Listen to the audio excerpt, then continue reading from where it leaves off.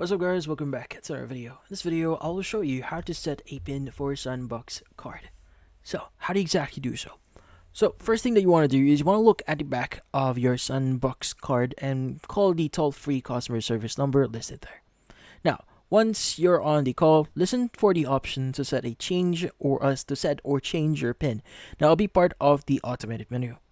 Now, when prompt, you want to enter the 16-digit card number using your phone's keypad. Now, you'll be asked to confirm your identity, so typically by entering your date of birth and zip code associated with your card. Now, you want to choose a 4-digit pin here, so make sure it's something you'll remember but not too easy for others to guess here. Now, finally, you just need to enter the same pin to confirm it, and that's done. Your pin is set and your Sunbucks card is ready to use securely. And that's it. So, if you found this video helpful, don't forget to leave a like or maybe subscribe to our channel. Thank you for watching.